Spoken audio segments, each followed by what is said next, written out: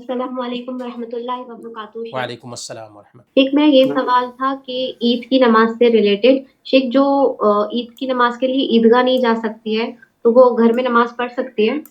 پڑھ سکتی ہے، لیکن اصل میں عید کی نماز جو ہے وہ امام کے ساتھ ہے۔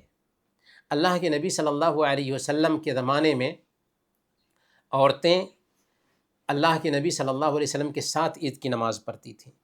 ام عطیہ رضی اللہ تعالی عنہ صحیح بخاری کی روایت کے مطابق بیان کرتی ہیں کہ ہمیں حکم دیا جاتا تھا کہ ان عورتوں کو بھی لے کر جائیں جو عذر سے ہیں، جو نماز نہیں پڑھ سکتی ہیں، کہ وہ دعا میں شریک ہوں گے اگرچہ نماز میں شریک نہیں ہوتی۔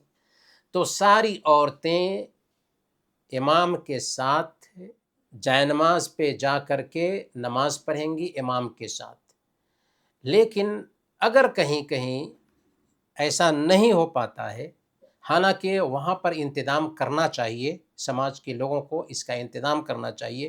یہ بہت بڑی غلطی ہے، یہ سماجی غلطی ہے کہ عورتوں کے لیے عیدگاہ میں انتظام نہ کیا گیا ہو۔ انتظام ہر جگہ پر ہونا چاہیے، کیونکہ عورتوں کے لیے عیدگاہ میں ہی نماز پڑھنا ہے۔ گھر میں عبادت کریں عورتیں، عید کی نماز پڑھیں، یہ سنت کا طریقہ نہیں ہے، بلکہ عیدگاہ میں جائیں گی عورتیں، مردوں کے پیچھے عورتیں نماز پڑھیں گی۔ لیکن اگر کہیں پر ایسا نہیں ہو پایا تو کیا عورتیں نماز ہی نہیں پڑھیں گی؟ نہیں، نماز پڑھیں گی، لیکن وہاں کے لوگ ایک جرم کر رہے ہیں کہ عورتوں کو عیدگاہ میں لانے میں کوتاہی کر رہے ہیں۔ وہاں کے سماج کے لوگوں کو چاہیے جہاں پہ انتظام نہیں ہے کہ وہ انتظام کریں عورتوں کے لیے، چاہے جیسے بھی ہو انتظام کریں۔ اجتماعی جرم ہے یہ جہاں پہ انتظام نہیں ہے۔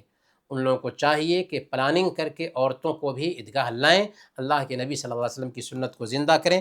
لیکن اگر ایسا انتظام نہیں ہو سکا ہے تو بہرحال وہ عورتیں عید کی نماز پڑھیں گی، جماعت بنا کر کے عید کی نماز پڑھیں گی۔